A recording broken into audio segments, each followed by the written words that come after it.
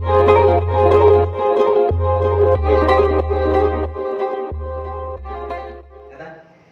మంచిది. మనము ఋతు గ్రంథాన్ని 2వ అధ్యాయాన్ని ధ్యానం చేస్తా వస్తున్నాం. ఋతు గ్రంథము 2వ అధ్యాయం. మీ కాన్సన్ట్రేషన్ దెబ్బతినకుండా ఉండాలి.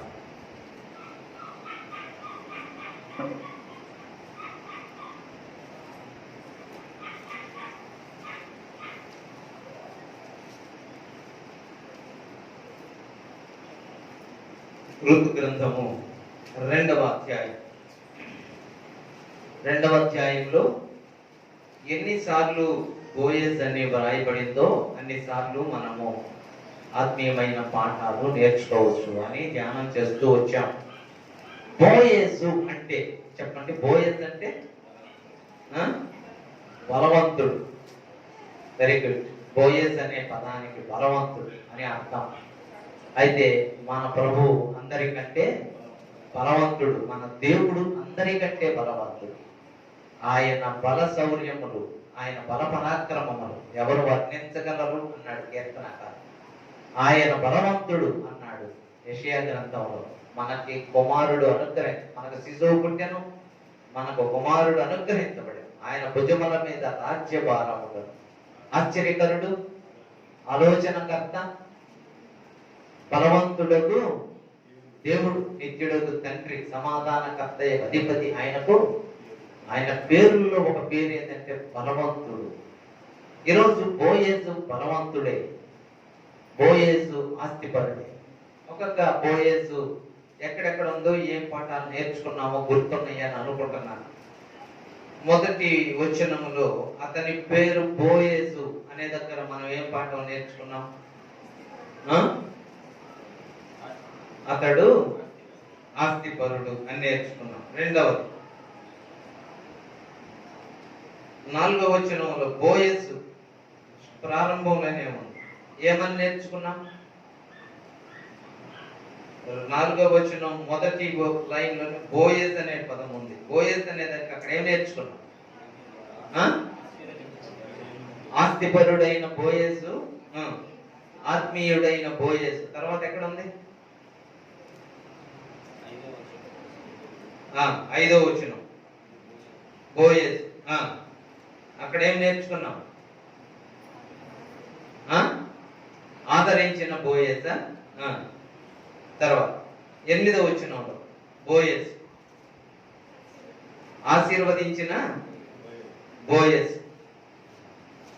తర్వాత 14వ వచనం బోయజు భోజన కాలమున నీవిక్కడికి వచ్చి భోజనము చేసి చిరకలోని ముక్క ముంచి తినుమని ఆమెతో చెప్పగా చేను కోయు వారి యొద్ద ఆమె కూర్చుండెను.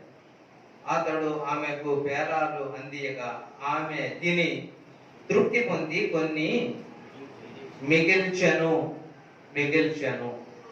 14వ వచనం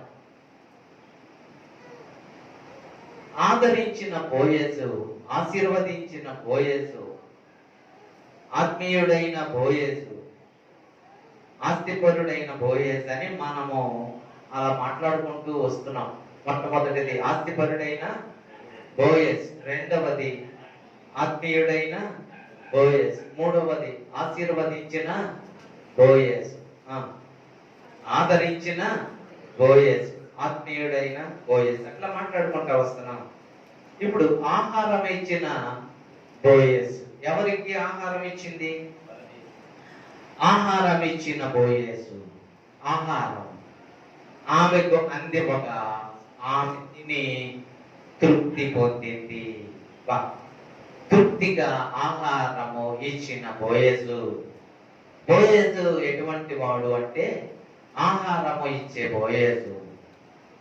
ఈరోజు బోయజు ఒక విధవరాలు, ఒక అన్యురాలు, దేవుడు లేని జనాంగం, పరదేశి, అదేశస్థురాలు కాదు. ఆమెను ఆదరించాడు. అది చాలా సంతోషకరమైన మాట.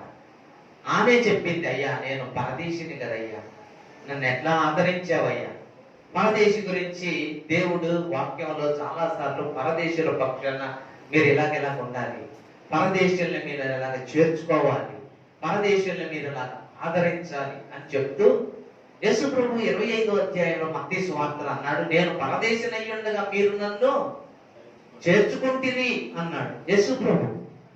అప్పుడు వారు అన్నారు, అయ్యా నువ్వెప్పుడు పరదేశిగా ఉన్నావయ్యా అంటే అన్నాడు, నేను పరదేశినని కాదులే కానీ ఈ నా సహోదరులకు మీరు చేస్తే నాకు చేసినట్టే.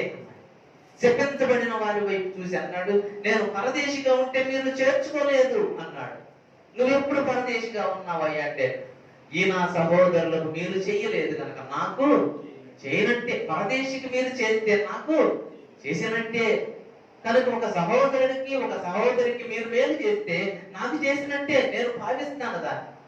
ఇంకొక మాటలో నేను జ్ఞాపకం చేస్తా ఉన్నాను, దేవుడు సౌలుకు ప్రత్యక్షమయ్యాడు అపోస్తుల కార్యముల గ్రంథంలో.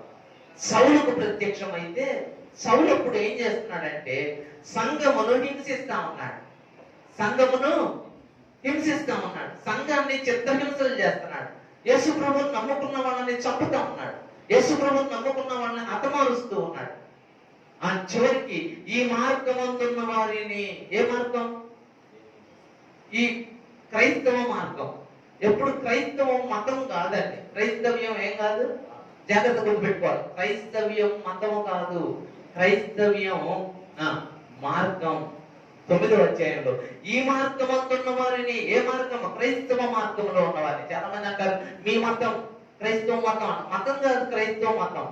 మతం అంటే అభిప్రాయం అని అర్థం. మన అభిప్రాయం కాదు, మన మార్గం. ఎక్కడికి? పరలోకానికి మార్గం, జీవములకు నడిపించే మార్గం. మన మార్గం నిత్య జీవ మార్గం. అందుకనే క్రైస్తవ్యాన్ని ఇప్పుడు అన్ని వచ్చినాయి. హిందూయిజం అంటారు. ఏమంటారు? Hinduism, Islamism, Buddhism, Jainism, communism, Marxism అంటారు. ఆయన అన్నాడు ఈ ఇజమ్స్ అన్నిటిలో నిజం లేదన్నాడు. ఈ ఇజమ్స్ అన్నిటిలో నిజం లేదు. అందుకనే వాటికి చివర Islamism, Marxism, Buddhism, Hinduism, Jainism, communism, ఈ ఇజములన్నింటిలో నిజం లేదు. అందుకనే క్రైస్తవ్యానికి వచ్చేలకి క్రిస్టియానిటీ అన్నారు. క్రైస్తవ్యాన్ని క్రిస్టియనిజం అనలా, క్రిస్టియానిటీ అన్నారు. చాలా సులభంగా నిజం ఉంది కనుక దీనిలో ఈ మార్గంలో ఉన్న వారిని హతమార్చడానికి బయలుదేరి వెళ్తా ఉంటే ఒక్కసారి యేసు ప్రభువు ప్రత్యక్షమయ్యాడు. ప్రత్యక్షమైతే అన్నాడు, ఎవరు నువ్వు అన్నాడు. అంటేను నీవు నా భక్తులను హింసిస్తున్నావు కదా. ఆయన్ని నేను అనలా. ఏమన్నాడు తెలుసా? నీవు హింసించుతున్న అపోస్తలుల కార్యముల గ్రంథం 9వ అధ్యాయం యేసు ప్రభు చాలా స్పష్టంగా ఏమన్నాడో చూడండి.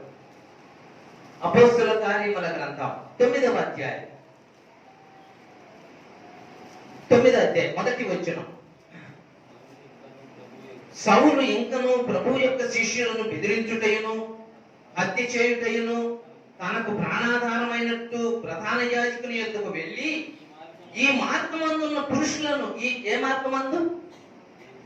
దేవుని మార్గంలో ఉన్న యేసు ప్రభువును వెంబడిస్తున్న మార్గంలో, యేసు ప్రభువును అనుసరిస్తున్న మార్గంలో ఉన్న వారిని, ఈ మార్గమందున్న వారిని, పురుషులను స్త్రీలనైన కనుగొని వారిని బంధించి యెరూషలేమునకు తీసుకొని వచ్చుటకును దమస్కులోని సమాజం వారికి పత్రికలు ఇమ్మని అడిగాను. తీసుకొని వెళ్తా ఉన్నాడంటే, వెళ్తా ఉంటే దమస్కు దగ్గరికి వెళ్ళలేక యేసు ప్రభువు ప్రత్యక్షం అయ్యాడు. ప్రత్యక్షం అవ్వగానే ఎవరు నువ్వు అని అడిగాడండి.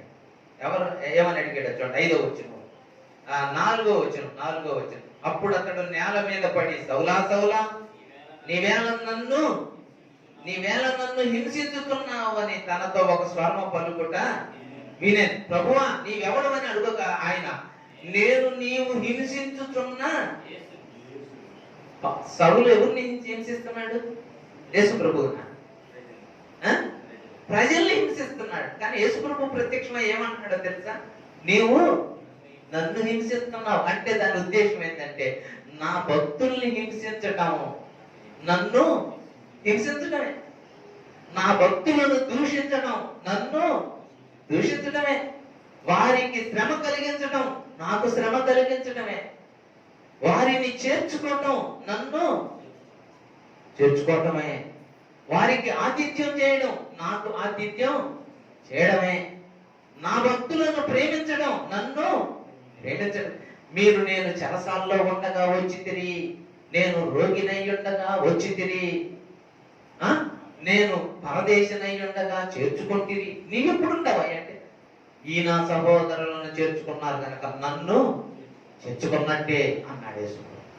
ఈ నా సహోదరులను హింసిస్తున్నావు కనుక నన్ను, నిన్నెప్పుడు హింసించానయ్యా? అసలు నువ్వు కనపడి ఉంటే నేనేమనేవాడిని కాదయ్యా, నేను ఒక్క మాట కూడా అనేవాడిని కాదు, నేను ఒక్కసారి కూడా నిన్ను దూషించేవాడిని కాదంటే నన్ను కాదయ్యా. నన్ను నమ్మిన వాళ్ళని దూషించడం నన్ను దూషించడమే. కాబట్టి నన్ను వారిని నువ్వు చంపడం, వారిని హింసించడం నన్ను హింసించడమే. కాబట్టి పరదేశి విషయంలో దేవుడే. ఇప్పుడు ఈ పరదేశికి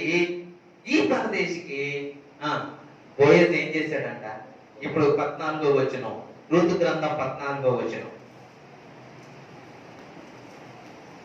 బోయజు భోజన కాలమున నీవిక్కడికి వచ్చి భోజనము చేసి చిరకలో నీ మొక్క ముంచి తినుమని ఆమెతో చెప్పగా, యేసు చేను కోయి వారి యొద్ద ఆమె కూర్చుండాను. అతడు ఆమెకు వేలాలందియగా ఆమె తిని తృప్తి పొంది కొన్ని మిగిల్చాను. అంటే సంతృప్తిగా ఆహారమునిచ్చిన వాడు బోయజు. ఆహారము ఇవ్వడం అది దేవునికి ఒక్కనికే సాధ్యం. గుర్తుపెట్టుకోండి, దేవునికి ఒక్కనికే సాధ్యం. మనం ఈ లోకంలో సంపాదన కోసం ప్రయాసపడతాం, చాలా ప్రయాసపడతాం. ఎందుకు ప్రయాసపడుతున్నావు అంటే ఏమంటాం? దేనికోసం? కోటి విద్యలు కూటి కోసమే అంటారు అన్నమాట. చివరికి అనే మాట ఏంటంటే, ఎన్ని పనులు చేసుకున్నా, ఏం పనులు చేసినాయ్యా, అక్కడ పూజ చేసినా, ఇక్కడ పని చేసినా, అక్కడ పని చేసినా, అక్కడ పని చేసినా, కోటి పనులు చేసినా దేనికోసం? కూటి కోసం. కోటి విద్యలు కూటి కొరకే అన్నాడు. కోటి పనులు కూడా కూటి కొరకే. దానికోసం ఎంత ప్రయాసపడతాం. కానీ మనం ఎరగకుండానే ఆహారం ఇచ్చే దేవుడు, మనకు తృప్తి కలిగించే దేవుడు, మనకు సహాయం చేసే దేవుడు ఆయన మాత్రమే. ఆయన సహాయం చేయకపోతే మనం ఏమి సంపాదించాలి? ఇందాక ఒక పాట పాడతాను, సంపాదన కోసమే పుట్టలేదు నీవు. అసలు నువ్వు పుట్టడం సంపాదన కోసం కాదు, కానీ ఏం చేస్తావో తెలుసా? ఎంత ప్రయాసపడతావో, ఎంత ఆలోచిస్తావో, ఎక్కడ కూలి దొరికింది, ఎక్కడ డబ్బులు వస్తుంది, ఎక్కడ ఉద్యోగం దొరికింది, ఏం చేయాలి. నువ్వు సంపాదన కోసం బహుగా ప్రయాసపడుతున్నావు, జాగ్రత్తగా గుర్తుపెట్టుకో.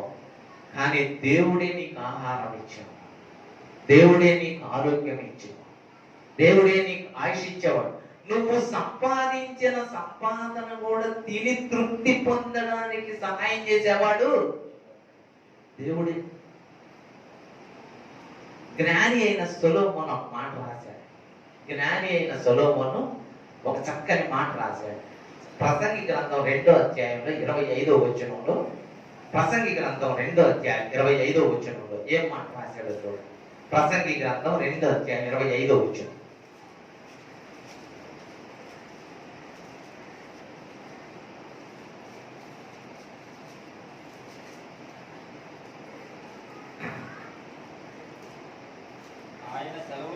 జాగ్రత్తగా వినండి. ఆయన సెలవు లేక భోజనము చేసి సంతోషించుట. అసలు దేవుడు సెలవు ఇవ్వకుండా భోజనం చేసి సంతోషించే స్థితి మానవులకు లేదు అన్నాడండి. ఈ మాట చెప్పింది ఎవరు ఆషామాషి వ్యక్తి కాదు, ప్రపంచంలో అత్యధికమైన జ్ఞానం కలిగిన వ్యక్తి. ఆయన చెప్పాడు, అసలు దేవుడు సెలవు ఇవ్వకపోతే తిని తృప్తిగా ఉండి సంపాదించుకున్నట ఎవరికి సత్యం. జపాన్ వాళ్ళు అన్నారు, ప్రపంచంలో మా టెక్నాలజీ చాలా గొప్పది. జపాన్ వాళ్ళు, జాగ్రత్త గుర్తుపెట్టుకోండి, జపాన్ వాళ్ళ టెక్నాలజీని అందరూ ఇష్టపడతారు. జపాన్ వాళ్ళు ఏదన్నా వస్తువు ఇది జపాన్దా అంటారు అన్నమాట. ఎందుకంటే వాళ్ళ వస్తువులు ఎంత ఉంటాయి, మన వస్తువులు ఎంతలో ఉంటాయి. వాళ్ళ కెమెరా ఎంత ఉంటది, వాళ్ళ ఫోన్ ఎంత ఉంటుంది, మన ఎంత పెద్ద ఎంత పెద్ద కెమెరా తయారు చేస్తాడు, టీవీ ఎంత పెద్ద తయారు చేస్తాడు. వాళ్ళ టీవీలు కూడా చిన్న చిన్నవి తయారు చేస్తారు. వాళ్ళ ఇండస్ట్రీ ఇంట్లోనే చేసేస్తారు. వాళ్ళ కుటీర పరిశ్రమ ఇండస్ట్రియల్ ఎలక్ట్రానిక్స్ అన్నారు. జపాన్ కార్లు తయారు చేసేది జపాన్ టెక్నాలజీ. కార్లు కూడా జపాన్ వాళ్ళేది. వాళ్ళు అన్నారు, మేమంటే అసలు ప్రపంచంలో తిరుగులేదు అనుకుంటున్నారేమో, మేమంటే ప్రపంచంలో తిరుగులేదు, మా కార్లు ఇక్కడ ఒకదాన్నేమో పెట్టుకుంటా వస్తే భూగోళాన్ని మొత్తాన్ని చుట్టి వచ్చినా కానీ ఇంకా కార్లు మిగులుతాయి అన్నారు. ఏమన్నాడంటే జపాన్ వాళ్ళు ఏమన్నారో తెలుసా, మా కార్లు ఒకదాన్నేమో పెట్టుకుంటా వస్తా ఉంటే భూమి చుట్టూ పెట్టుకుంటా వచ్చి ఇంకా కార్లు మిగులుతాయి, మేమంటే ఏమనుకుంటున్నారు అసలు అన్నారు. దేవుడు చూశాడంట, అబ్బో వీళ్ళు పెద్దోళ్ళు అయిపోయారు అనుకున్నాడంట. సునామీ ఎక్కడ పుట్టిందో తెలుసా? ఎక్కడ పుట్టింది? సునామీ ఎక్కడ పుట్టిందంటే సముద్రంలో వచ్చింది. ఏంటది? భూకంపం సముద్రంలో వచ్చింది, దాన్నే సునామీ అన్నారు. ఆ సునామీ ఎక్కడ పుట్టిందో తెలుసా? జపాన్ లో పుట్టింది. జపాన్ లో పుట్టడంతో వాళ్ళ కార్లు కొట్టుకుపోయినాయి కదా, ఒక్క కారు మీద అన్ని సముద్రంలో కొట్టుకుపోయి. ఎవరైతే గర్వించారో మాకంటే గొప్పోళ్ళు లేదు, మాకు టెక్నాలజీ ఎవరికి లేదు, మేము బ్రతకగలం, జపాను మొత్తం తుడిచిపెట్టిపోయి ఒక్క కారు లేదు. అంత భయంకరంగా. అసలు దేవుడు ఆహారం ఇవ్వకుండా తిని తృప్తిగా ఆనందించే కెపాసిటీ ఎవరికైనా ఉంటుందా అంటే ఎవరికి లేదు. అయితే మనం ప్రయాసపడతా ఉంటాం, పొద్దుగులు ఆరాటం ఎక్కువ. ఆరాటం ఏంటి? ఆరాటం ఎక్కువ. అందుకని ఒక ఆయన సామెత చెబుతా ఉన్నాడు, అక్క ఆరాటమే కానీ ఏంటంట అప్ప ఆరాటమే కానీ బావ బతకడు. మన ఆరాటమే, మన ప్రయాసే, మనం సంపాదించాలి, మనం తెచ్చుకోవాలి, మనం కూడబెట్టుకో, అంతేగాని కూడబెట్టుకొని బయలుదేరారు. నినివే పట్టణస్తులు వెళ్తున్నారట, నినివే తర్షీస్కి వెళ్తున్నారట. వాళ్ళ ఎంత భోజనం పెట్టుకున్నారు, అన్ని సమృద్ధిగా పెట్టుకున్నారు. మధ్యలో తుఫాన్ వచ్చేలేక అన్ని తీసి నీళ్ళలో పడేసారు. యోనాన్ని కూడా పడేసారులేండి. అది మొత్తం వాళ్ళు సంపాదించుకున్న అంత కూడా నీళ్ళపాలు అయిపోయి. జాగ్రత్తగా దేవుడే మనకు ఆహారం ఇచ్చి తృప్తి పరిచేవాడు. ఆయన తప్పితే మనకి నిజంగా సంపాదించుకుంటాం. దేవుడు అన్నాడు, మీరు సంపాదించుకున్నా, మీరు కష్టపడి ప్రయాసపడినా నా సెలవు లేకపోతే మీరేమి చేయలేరు. నేనేం చేస్తానో తెలుసా? మీ సంపాదన అంతా ఏం చేస్తానో తెలుసా? చిల్లి సంచిలో వేసినట్టు చేస్తాను అన్నాడా లేదా? అక్కయ్య గ్రంథంలో చెప్పేశాడు, దీని అవసరం లేదు. 1వ అధ్యాయము 6వ వచనంలో అన్నాడు, చెప్పాడు, మీరు సంపాదించిన సంపాదన నేను ఏం చేస్తానో తెలుసా? మీరు ప్రయాసపడి సంపాదించిందంతా ఏం చేస్తానన్నాడు?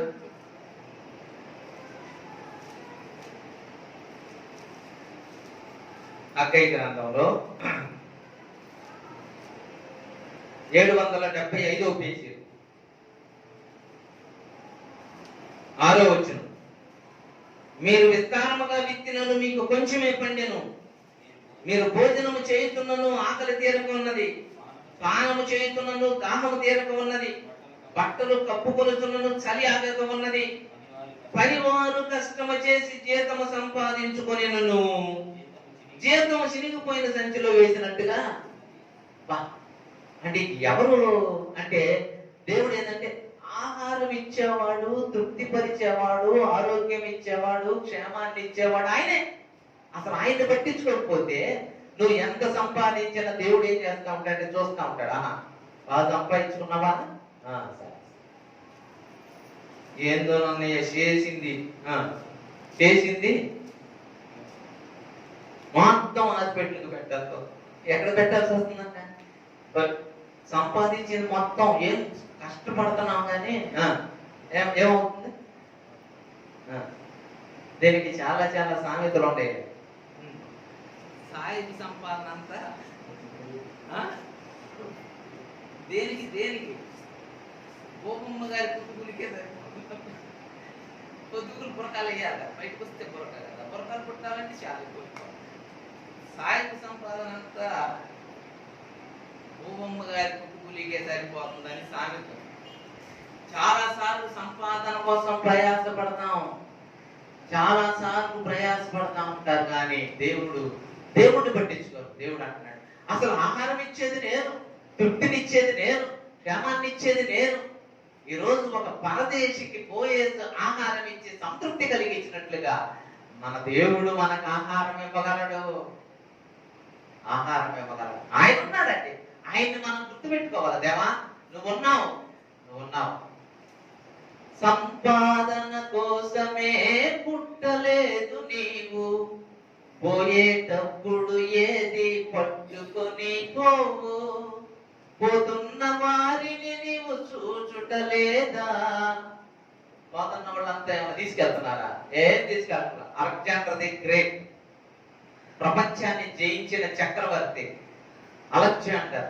ఆయన అందుకని అలెగ్జాండర్ ది గ్రేట్ అన్నారు. ఆయన చచ్చిపోతా ఫాదర్ని పిలిచి, ఫాదర్ ఏంటంటేను, నేను చచ్చిపోతున్నాను ఫాదర్. ఓకే, నువ్వు గ్రేట్ కింగ్ అయితే నా శవ పెట్టికి రెండు వైపులా 2 రథాలు పెట్టండి భుజాల దగ్గర, ఆ 2 చేతులు బయటకు పెట్టండి.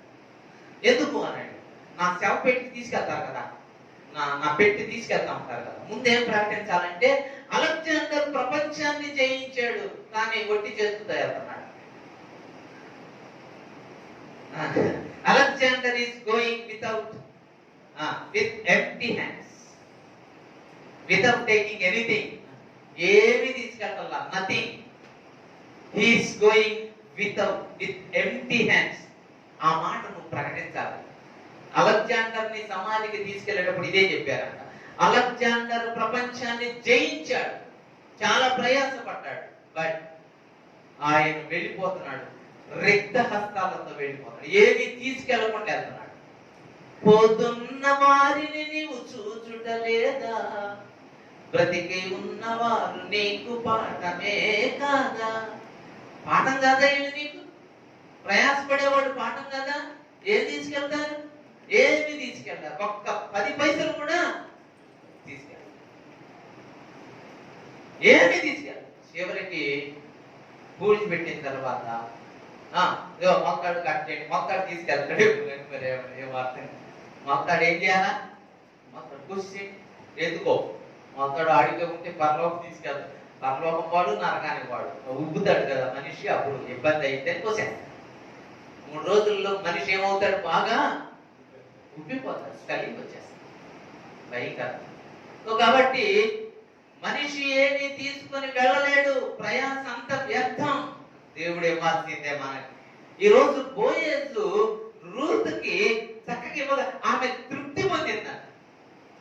ఒక పరదేశిని ఎలా పోషించాడు మన దేవుడు, మనల్ని పోషించగలడు. 78వ కీర్తనలోకి రండి. ఇశ్రాయేలీలు ఏమన్నారో చూద్దాం. ఇశ్రాయేలీలు అంటున్న మాట 78వ కీర్తన. వాళ్ళ అరణ్యంలో ప్రయాణం చేస్తున్నారు. వాళ్ళ అరణ్యంలో ప్రయాణం చేస్తా వాళ్ళు అంటున్న మాట చూడండి. 19వ వచనం, 78వ కీర్తన 19వ వచనం. ఈ అరణ్యములో దేవుడు భోజనము సిద్ధపరచగలడా? ఎంతమందికి?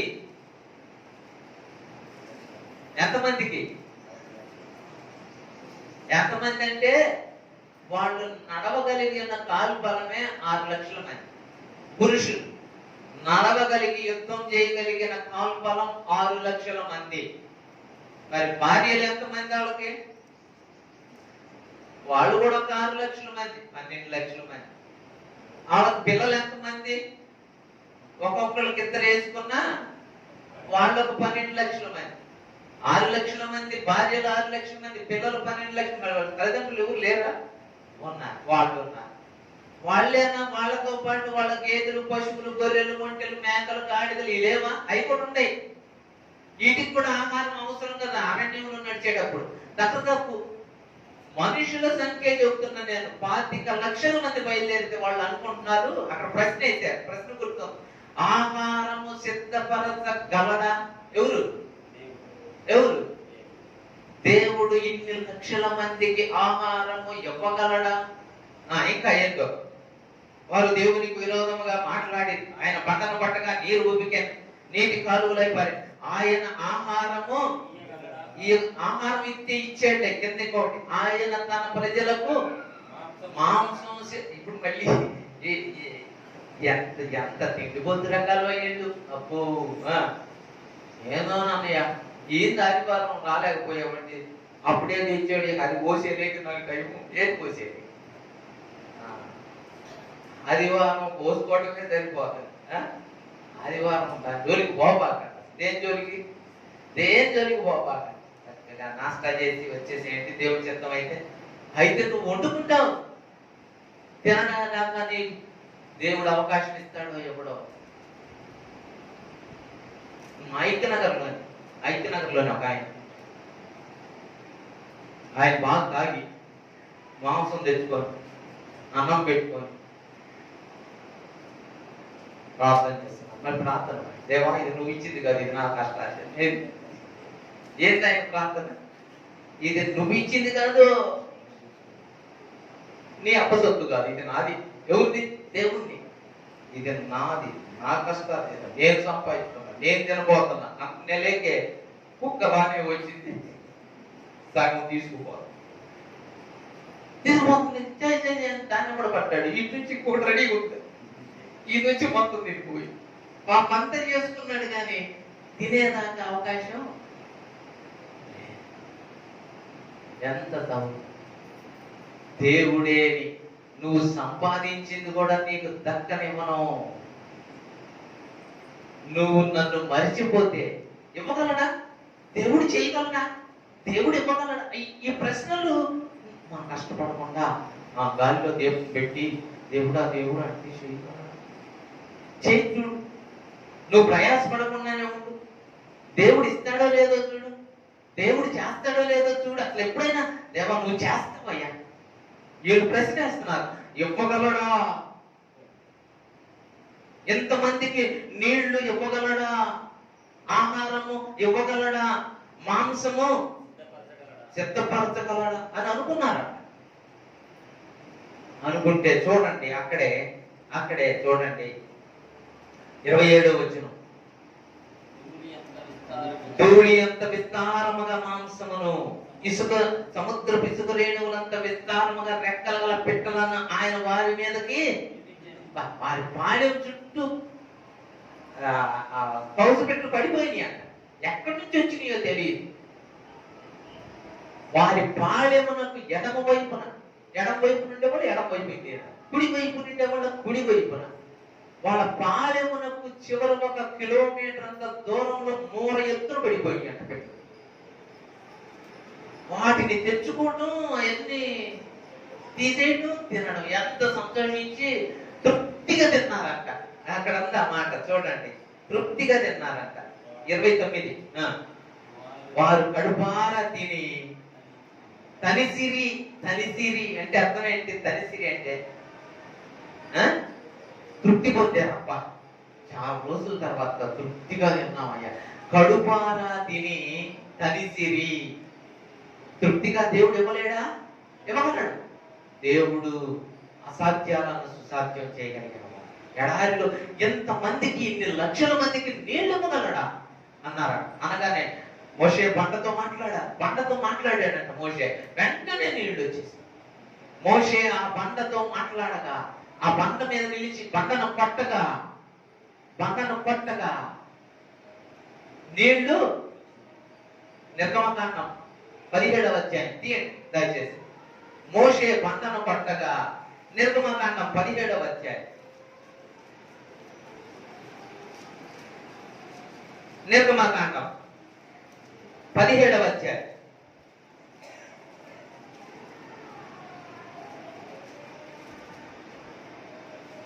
పదిహేడవ అధ్యాయం 5వ వచనం.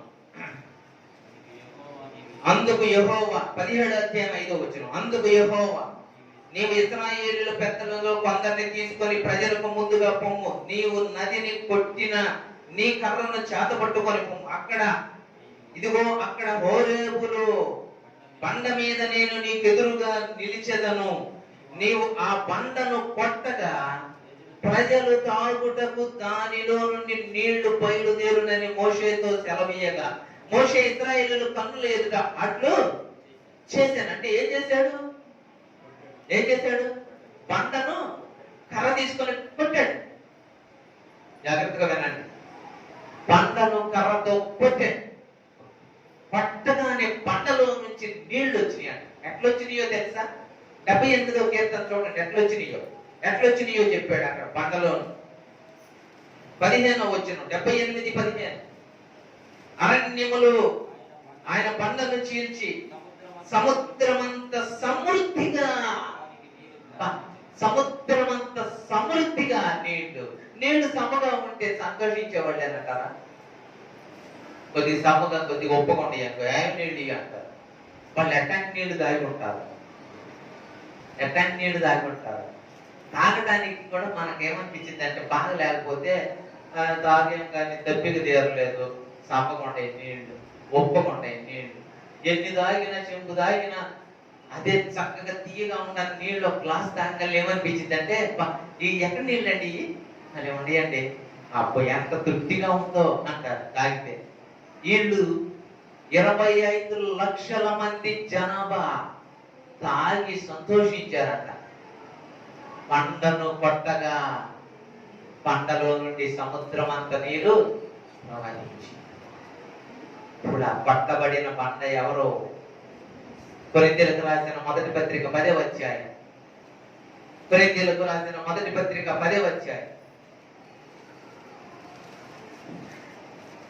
10వ అధ్యాయం 5వ వచనం. క్షమించండి, కొరింథీయులకు రాసిన మొదటి పత్రిక 4వ అధ్యాయం 4వ వచనం.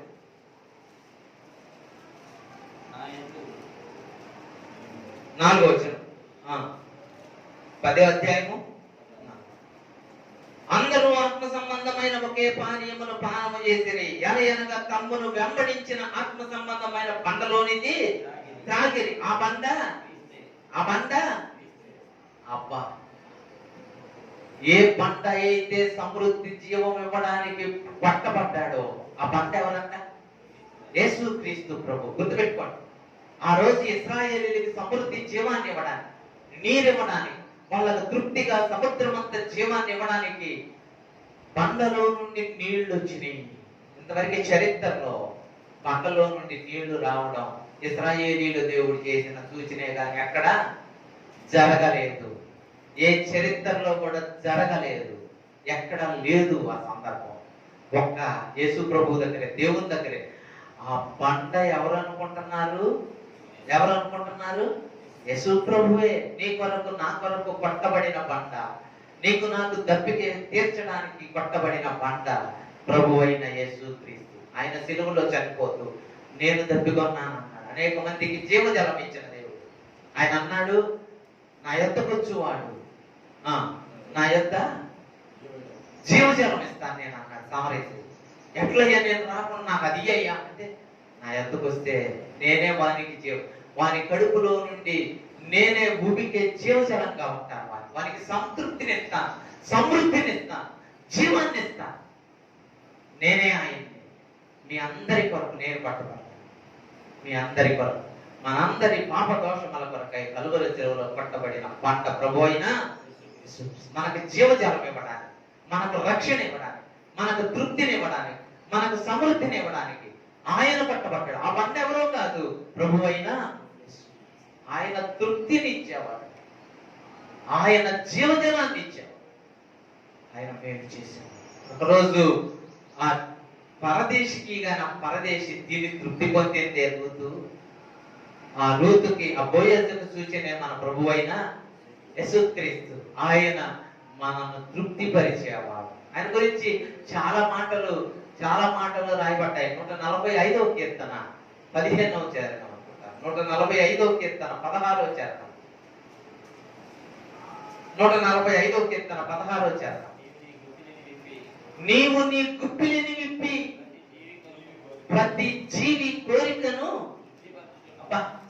ఆయన గుప్పిలి విప్పకపోతే లేకపోతే, దేవుడు నీ కొరకు నా కొరకు గుప్పిలి విప్పకపోతే నీ ప్రయాస అంతా వ్యర్థమైపోయింది. గుర్తుపెట్టుకో, ఆయన ఆహారం ఇచ్చి పోషించే దేవుడు, ఆయన సమృద్ధిని ఇచ్చే దేవుడు, ఆయన గుప్పిలి విప్పి ప్రతి జీవి కోరికను తీరుస్తున్నాడు. ఆయన పక్కన పెట్టావా? ఆయన కాదనుకుంటున్నావా? నువ్వు ఎంత సంపాదించినా నీ సంపాదన అంతా శూన్యం. శూన్యం. చెల్లి సంచిలో వేసినట్టుగా చేస్తా. కనుక గుర్తుపెట్టుకో, సంపాదన మనకు ప్రాముఖ్యం కాదు, ప్రభు దగ్గర సంతృప్తి మనకు ప్రాముఖ్యం. ఆయన దగ్గరికి రండి, ఆయన ఖచ్చితంగా జీవజాల అన్నాడు. వాళ్ళు ఇస్తాడా? ఇస్తారు. చరిత్రలో ఒక సంఘటన జరిగింది. ఒక దేశంలో యెరూషలేములో షోమ్రోన్లో కరువు వచ్చింది. అది రాజుల 2వ గ్రంథంలో షోమ్రోన్లో కరువు వచ్చింది. అది భయంకరమైన కరువు. ఎలాంటి కరువు అంటే, సన్హెరి లేకపోతే సిరియా రాజు ఆ పట్టణాన్ని ముట్టడి వేశాడు. షోమ్రోను పట్టణం చుట్టూ ఆయన సైన్యాలు దిగుంటాయి. వీడు బయటకు పోవడానికి, లోపలికి రావడానికి లేదు. ఉన్న ఆహారం అంతా తినేశారు. ఒకరోజు రాజుగారు మేడ మీద నిలబడి ఉంటే 2 స్త్రీలు వచ్చారు. రాజుగారు మాకు సహాయం చేయాలి. ఏం చేయమంటారంటే, అయ్యా, ఈ కరువులో మేమిద్దరం ఒక ఒప్పందం చేసుకున్నాం. ముందు నీ బిడ్డను తిందాం, తర్వాత నా బిడ్డను తిందాం అనుకున్నాం. ముందు ఆ బిడ్డను తినేసాం. ఇప్పుడు ఈమె తన బిడ్డను ఇవ్వట్లేదయ్యా, తింటాను అంటే ఎంత భయంకరమైన కరువు చూడండి. రాజుల 2వ గ్రంథంలో ఉన్న ఆ సంఘటన. రాజుల 2వ గ్రంథం 7వ అధ్యాయం. దీని అవసరం లేదు, మీరు ఇంటికి వెళ్ళి నాకు చదవాలి. అంత భయంకరమైన కరువు.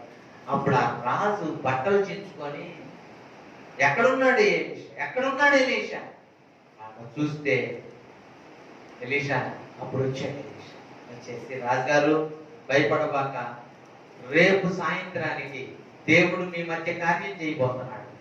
రేపు సాయంత్రానికి మానిక 1 గోధుమలు, 1 రూపాయికి 5 మానికలు ఎవరు. రేపు సాయంత్రమే దేవుడు విడుదల చేయబోతున్నాడు. దేవుడు అప్పుడు రాజుగారి పక్కన ఉన్నవాడు అన్నాడంట, దేవుడైన యెహోవా ఆకాశము ద్వారములు తెరిచినా సరే ఇది జరగదు అన్నాడు. ఇది జరగదు. దేవుడైన యెహోవా ఆకాశం ద్వారాలు తెరిచినా సరే జరగదు అన్నాడు. అనగానే ఎలీషా అన్నాడంట, నువ్వు దాన్ని కన్నులారా చూస్తావే కానీ అనుభవించలేవు అన్నాడు. నువ్వు దాన్ని కన్నులారా చూస్తావు కానీ అనుభవించలేవు, దాన్ని పొందలేవు అన్నాడు. నిజంగానే అలాగే జరిగిందండి. సాయంత్రానికల్లా గోధుమలు ఎవరు రూపాయి 1 అమ్ముడు పోయింది. ఆ తొక్కిసలాట్లో ఈయనకి ఎంత తొక్కేశాడు ఎవడు? అక్కడే రాయబడింది. ఆ తొక్కిసలాట్లో తొక్కి చచ్చిపోయాడు. రాజు ఆనుకునే సేవకుడు అని ఉందా? చాలా సార్లు దేవుణ్ణి మనం నమ్మాలి. నమ్మకపోతే మన జీవితంలో ఏమీ పొందలేము. ప్రయాసం మందు కాదు, దేవుడే మనకు సహాయం చేస్తాడు. మనం చాలా సార్లు ప్రయాసపడి సంపాదించాలి, పోగు చేయాలి, కూడబెట్టాలి అని అనుకుంటాం. తృప్తినిచ్చేవాడు దేవుడే. నువ్వు ఎంత సంపాదించినా దేవుడు లేకపోతే, దేవుని యొద్దకు రాకపోతే నీకు సమృద్ధి ఉండదు. ఇప్పుడు చదువుదాం ఒక మాట. జ్ఞాని అయిన సొలొమోను మళ్ళా చెప్పిన మాట చదువుదాం. 2వ అధ్యాయం, ప్రసంగి గ్రంథం 2వ అధ్యాయం 26వ వచనం. 26వ వచనం. ప్రసంగి గ్రంథం 2వ అధ్యాయం 26వ వచనం. ఎలయనగా దైవ దృష్టికి మంచివాడు అనిపించు ఏమేమి ఇస్తాడంట? దేవుని దృష్టికి మంచివాడు అనిపించుకునే వాడికి దేవుడు జ్ఞానమును, తెలివిని, ఆనందమును 3 ఇస్తాడంటండి. దేవుడు ఏమిస్తాడంట? జ్ఞానము, తెలివి, ఆనందం. డబ్బులు పెట్టి కొనుక్కొచ్చుకోలేవు, ఎక్కడ తెచ్చుకోలేవు. ఆనందం ఎక్కడ తెచ్చుకోలేవు. నిజంగా నీ జీవితంలో నిజమైన ఆనందం కావాలంటే దేవుని దగ్గరకు రావాల్సిందే. ఆయనే నిజమైన ఆనందం ఇచ్చేవాడు. ఆయన దృష్టికి నువ్వు మంచివాడు అనుకుంటే జ్ఞానం ఇస్తాడు, తెలివి ఇస్తాడు, ఆనందం ఇస్తాడు. ఇంకా ఏం చేస్తాడు చూడండి అక్కడే. అయితే దైవ దృష్టికి ఇష్టుడయ్యే వాడికి ఇచ్చుటకై ప్రయాసపడి పోగు చేసే పని ఆయన పాపాత్ముడికి కూడబెడతా ఉంటాడంట. కూడబెట్టేది ఎవరికి? అది దేవునికి ఇష్టడయ్యే వాడికి ఇయటానికి కదా. దేవుడు అట్లా మారుస్తాడు. వాడు ఎంత కష్టపడి సంపాదించి పోగు చేసి ప్రయాసపడినా ఆ డబ్బులన్నీ ఎవరికి ఇస్తాడంట? దేవుడు దైవ దృష్టికి ఇష్టుడైన వానికి ఇవ్వడం కోసం ప్రయాసపడి పోగు చేసే పనిని దేవుడు ఎవరికి ఇస్తాడు? పాపాత్ముడికి ఇస్తాడు. నువ్వు కష్టపడి పని చేయి, నువ్వు పాపాత్ముడివి, నువ్వు నా దగ్గరికి రావట్లా, నన్ను అసలు ఆరాధించట్లా, నా సన్నిధిని జ్ఞాపకం చేసుకోవట్లా, నేనంటే భయం లేకుండా జీవిస్తున్నావు, కష్టపడి పని చేసి పోగు చేయి. చివరికి అది ఎవరికి వచ్చిందంట? దేవుని దృష్టికి ఇష్టుడయ్యే వాడికి తీసుకొచ్చిస్తాడంట. నేను ఎంత కష్టపడ్డాను కదయ్యా. అవును, వాడు కష్టపడకపోయినా నేను 127వ కీర్తనలో అన్నాడు, తన ప్రియులు నిద్రించుచుండగా ఆయన వారికి ఆహారం. ఎంత గొప్ప దేవుడు! మనం దేవుణ్ణి నమ్మాలి, దేవుడు ఇచ్చేవాడు, దేవుడు ఇచ్చేవాడు, ఆయన ఇచ్చేవాడు. కాబట్టి మనం ప్రయాసపడవసరలా. ఈమె పెద్ద ప్రయాసపడలా. రూతు బోయజ్ దగ్గరికి వెళ్ళింది, ఎలాగని ఆయన ఆదరించాడు. ఈరోజు ఆహారము ఇచ్చాడు. మనకు ఆహారం ఇచ్చి తృప్తి పరిచేవాడు మన దేవుడైనా. ఆయన సెలవు లేకుండా ఆహారము తిని తృప్తి పొందడం ఎవరికి సాధ్యం? ఎవరు కూడా సాధ్యం కాదండి. ఆయన మేలు పొంది దీవించబడేటట్టుగా మనం ఆయన వైపు చూడాలి. ఆయన మనకు ఆహారం ఇచ్చి, ఆరోగ్యం ఇచ్చి, క్షేమాన్ని ఇచ్చి మనకు మేలు చేస్తున్నాడు. నిజంగా ఆ ప్రియ ప్రభువుని నమ్మకుండా మన సొంత ప్రయాసలు పడతా ఉంటే చివరికి ఏమన్నాడో తెలుసా ప్రసంగి? వ్యర్థము సమస్తం వ్యర్థం. భూమి మీద మానవుని ప్రయాస అంతయు వ్యర్థం. ఒకడు గాలికై ప్రయాసపడినట్టుగా, వాడు ఎంత చేసినా, ఎన్ని చేసినా, ఏమి చేసినా. వాస్తవంగా 73వ కీర్తన మనం ఈరోజు ధ్యానం చేయాలి. 73వ కీర్తన ఆసాపు కీర్తన. ఆసాపు అనుకున్నాడంట, వాళ్ళు బాగా డబ్బు సంపాదిస్తున్నారు, వాళ్ళు బాగా వృద్ధి చెందుతున్నారు, వాళ్ళు బాగా అభివృద్ధి, వాళ్ళకి అసలు కష్టాలు లేవు, వాళ్ళకి అసలు ఇబ్బందులు లేవు, వాళ్ళకి అసలు బాధలు లేవు అనుకున్నాడంట. నిజంగా చాలా బాధపడ్డాడంట. అయ్యో, నేనేంది పరిశుద్ధంగా ఉన్నాను, పాపం లేకుండా ఉంటున్నాను, నీతిమంతులుగా ఉంటున్నాను, ప్రార్థన చేసుకుంటున్నాను, అన్ని కష్టాలు నాకేనా? వాళ్ళకు చూడు అసలు కష్టాలు లేవు, బాధలు లేవు, ఇబ్బందులు లేవు, బాగా సంపాదించుకుంటున్నారు అనుకున్నాడంట. అనుకున్న తర్వాత దేవుడి సన్నిధికి వెళ్ళి ప్రార్థన చేశాడంట. అయ్యా దేవా, ఏంది అసలు ఈ సంగతి అంటే దేవుడు బయలుపరిచాడు. వాడు కాలుదారి దగ్గర ఉంటాడు, నిన్నేమో నేను పట్టుకొని ఉంటాను, వాడు కాలుదారి దగ్గర ఉన్నాడు అనగానే 73వ కీర్తన 25వ వచనంలో అన్నాడు. 25వ వచనంలో, ఆకాశమందు నీ ఉండగా నాకు ఇంకెవరున్నారు? నీవు తప్ప నాకు ఇంకెవరు ఉన్నారు? నీవు నాకు ఉండగా లోకంలోనేది ఏది నాకు. అబ్బా, ఇప్పుడు చెప్పాడండి. ముందేమో 2-3 వచనాల్లో వాళ్ళకి బాధలు లేవు, వాళ్ళకి కష్టాలు లేవు, వాళ్ళకి యాతనలు లేవు, వాళ్ళు బాగా డబ్బులు సంపాదించుకుంటున్నారు, ఆ విధానంలో ఉంటాడంట. చివరికి ఆలోచించి ప్రార్థన చేసిన తర్వాత, దేవుడు జ్ఞానం ఇచ్చిన తర్వాత, దేవా నువ్వు ఉండగా నాకు ఏది అక్కర్లేదే, నా అవసరతని నువ్వే తీరుస్తావు, నాకు సహాయం చేస్తావు, నాకు చాలా అవసరం అవుతా ఉన్నాయి, ప్రార్థన చేసుకుంటున్నా, దేవా నాకు చాలా డబ్బులు అవసరం అవుతాయి, కొంత ఇబ్బందిగా ఉంది ఎట్లా కానీ. 4 రోజుల నుంచి ప్రార్థన చేసుకుంటుంటే దేవుడు అనుకోకుండా నిన్న పంపించాడు నాకు రాత్రి నాకు డబ్బులు పంపిస్తే, దేవా ఎంత గొప్ప దేవుడు అయ్యా, నేను అనుకుంటున్నాను నాకు కావాలని, నాకు ఇట్లా పంపించావు ప్రభు, నిజంగా నీ అంత గొప్ప దేవుడు లేడు ప్రభు, నీపైనే ఆధారపడి ఆనుకొని ఉన్నాను కనుక నేను ఎవరిని ఏం అడగదలుచుకోలేదు. అవసరం, ఇబ్బంది ఉంది, సమస్య ఉంది, కానీ దేవుడు ఇస్తాడనే నిరీక్షణ ఎదురు చూస్తాము. ఎప్పుడు 4 రోజులు అవుతుంది, 4 రోజుల నుంచి కావాలి వాస్తవంగా, కానీ దేవుడు రాత్రి పంపించాడు. ఆశ్చర్యంగా దేవుడికి వందనాలు చెప్పుకుంటాం. నిజంగా ఆయన మన అవసరాలు తీరుస్తాడు అని చెప్పడానికి అదొక నిదర్శన. నిన్ను కూడా సంతృప్తి పరిచేవాడు, నీ ఆకలి తీర్చేవాడు, నీ దప్పిక తీర్చేవాడు, నీవు సంపాదించినది నీకే చెందేటట్టు చేసేవాడు. చాలా స్పష్టంగా ఉందండి. 128వ కీర్తన. 128వ కీర్తనలో ఏమన్నాడు? యెహోవా యందు భయభక్తులు గలవాడు, ఆయన త్రోవల యందు నడుచువారు అందరూ ధన్యులు. నిశ్చయముగా నీవు నీ చేతుల కష్టార్జితమును, నీవు యెహోవా యందు భయభక్తులు కలిగి ఉంటే నీ చేతుల కష్టార్జితం నువ్వు అనుభవించేటట్టు చేస్తాడు దేవుడు. నీకు వచ్చింది నీకు సరిపోయేటట్టు చేస్తాడు దేవుడు. మనం పాట కూడా పాడుతా ఉంటాం. కానుకల పాత్ర కరమను తాకంగానే ఒక పాట ఉంది. ఆ పాటలో ఏముందంటే, అక్కడ నీ జీతము నీకెప్పుడు సరిపోగా మిగులు. దేవుడు నీకు ఆరోగ్యం ఇస్తాడని చెప్తా పాట. కానుకల పాటలు ఏమన్నదంటే, ఆ పాట తీయండి ఒకసారి, జ్ఞాపకం చేస్తాను, ముగించేస్తాను. కానుకల పాత్ర కరమును తాకంగా ప్రేమాను కొలవేసి నీవు.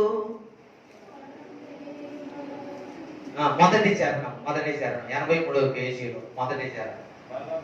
బలవంతము లేదు, సనుగులతో వలదు, పిసినీతనము లేక విసుగాక ఎమ్మో. దేవునికి అంట, అక్కడ దేవుని దగ్గరికి వచ్చేలేక మనకి ఎక్కడ లేని పిసినితనం వచ్చిందంట. దేవుని దగ్గరకు వచ్చేలేకే ఏమో అసలు చెయ్యి కాలు ఏమీ ఆడదు. మనం ఏం చేయాలో అర్థం కాదు.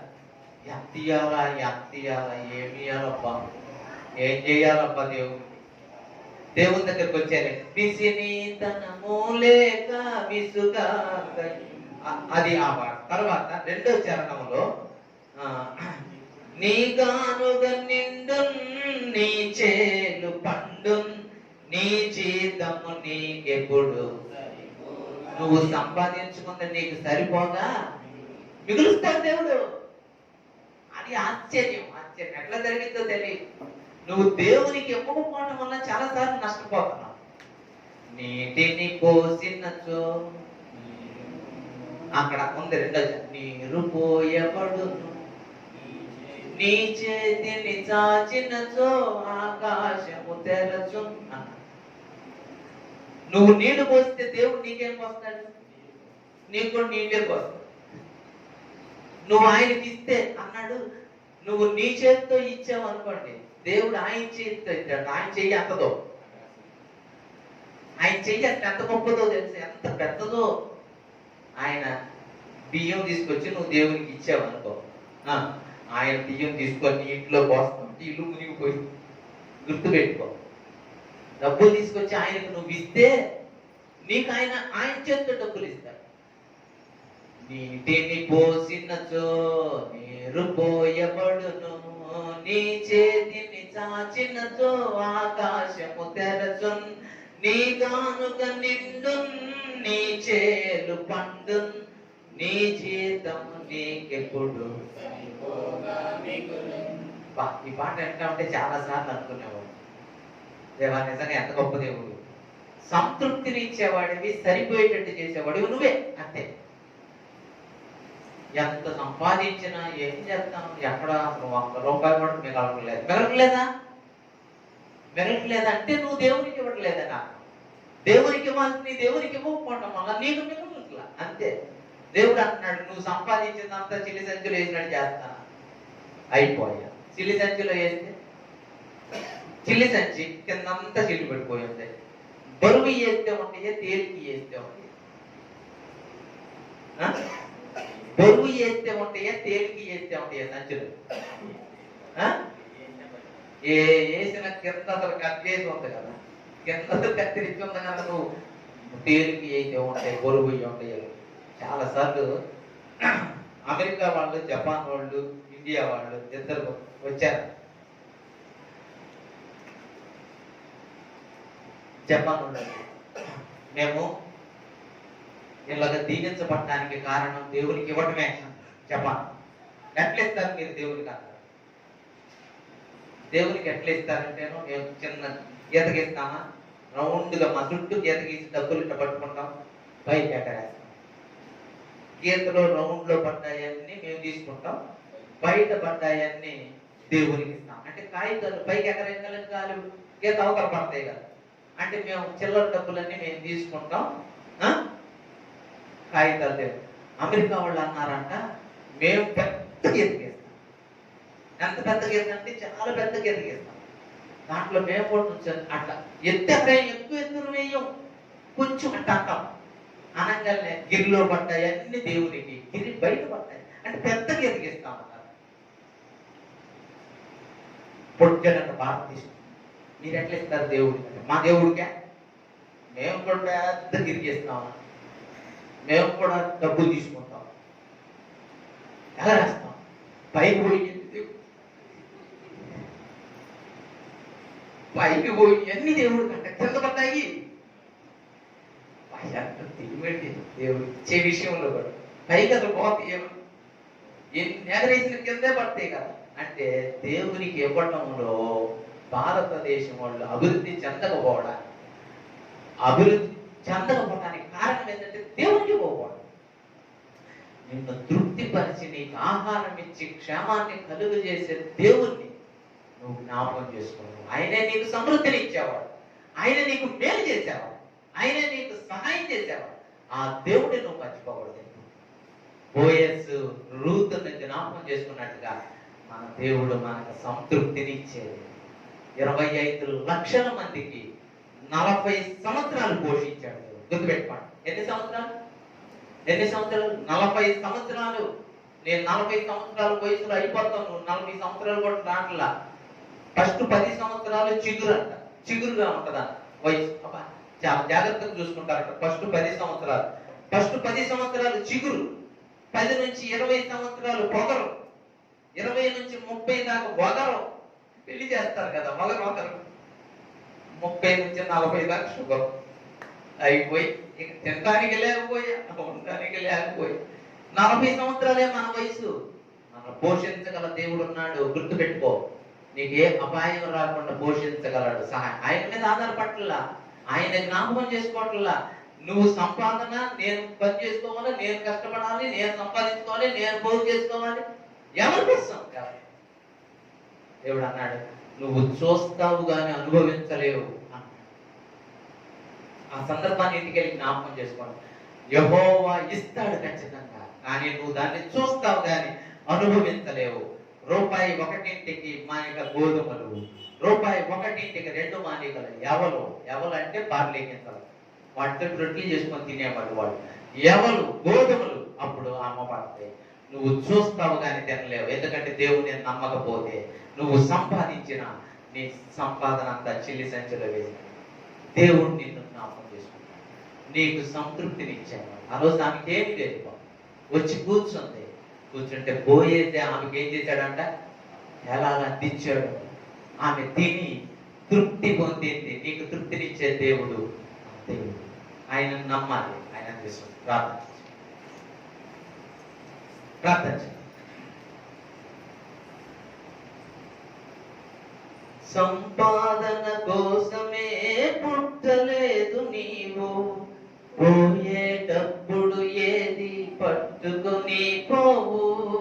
సంపాదన కోసమే పుట్టలేదు నీవు, పోయేటప్పుడు ఏది పట్టుకొని పోవు. పోతున్న వారిని నీవు చూచుటలేదా, బ్రతికి ఉన్న వారు నీకు పాఠమే కాదా, బ్రతికి ఉన్న వారు నీకు పాఠమే కాదా.